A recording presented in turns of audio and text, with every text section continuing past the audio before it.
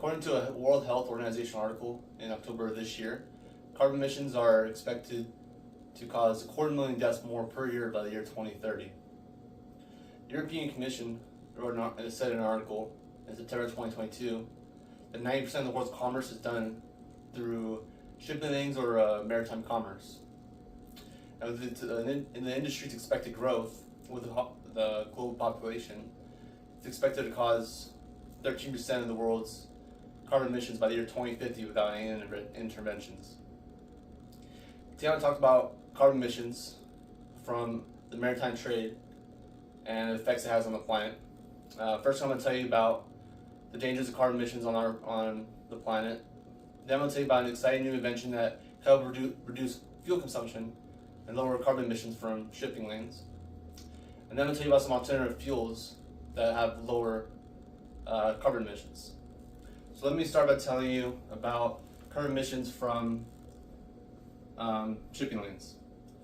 According to Transport and Environment, shipping has contributed about 3% of the world's carbon emissions today, and is expected to surpass 13% of the world's carbon emissions by the year 2050. And the global temperature is expected to rise about 2 degrees Celsius with that. While the global population grows, and so does demand for maritime shipping. So the global population is expected to grow to over 9 billion by the year 2050, putting more pressure on maritime shipping and the natural and natural resources. Without intervention,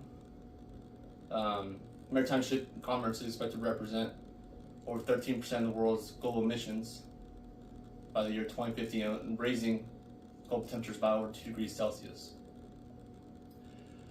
According to OECD, air pollution is set to be the #1 environmental cause of death by the year 2050. It's going to surpass dirty water related deaths and sanitation related deaths. So now that I told you about some of the dangers of carbon emissions, I'm going to tell you about exciting new invention that can help lower or reduce the amount of carbon emissions in the maritime shipping lanes. CNBC wrote an article in October 2023 that there's a device called wind wings that is expected to reduce costs of fuel by up to 30%. So these wind wings are 37-meter tall wings that are installed vertically on shipping ships, and uses wind to help generate some power, as well as use wind to help push the ship and save fuel. And using this with green, alternative fuels can help reduce fuel consumption even more. These wind wings are also beneficial to businesses who buy them, because they essentially reduce so much fuel costs that it saves them money in the long run and essentially pays for themselves. And it's expected to be far cheaper than green fuels. So now that I've told you about a promising new invention in the maritime shipping industry, let me tell you about some alternative fuels that can reduce carbon emissions as well. So according to the SOFAR Ocean, in 2022, they estimate that 95% of the global fleet uses bunker fuel, which is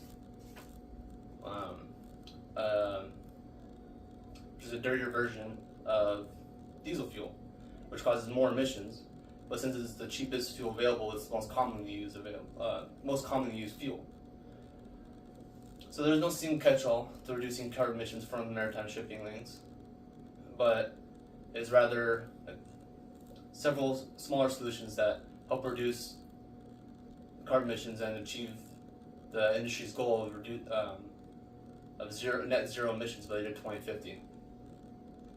There are biofuels available that are reusable fuel used from diesel waste that is expected to reduce costs or fuel consumption by 90%. There's also solar energy that can be used in a form of hybrid that can help reduce fuel consumption as well. There's still much work to be done with solar energy, but as we see in the cards, it has very promising future in reducing carbon emissions. So today I've told you about carbon emissions for maritime trade and a daunting task of managing now in the next few decades.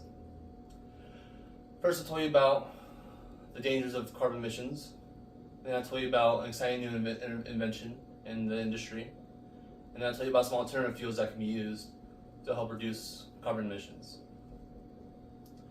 So, according to Horizon magazines, maritime trade accounts for approximately 3% of all carbon emissions today, and is expected to surpass 13% by the year 2050 without any interventions. Hopefully, after some of the things I talked to you today, and with all the efforts of everyone in the industry, hopefully they can achieve the goal of net zero emissions by the year 2050. Thank you.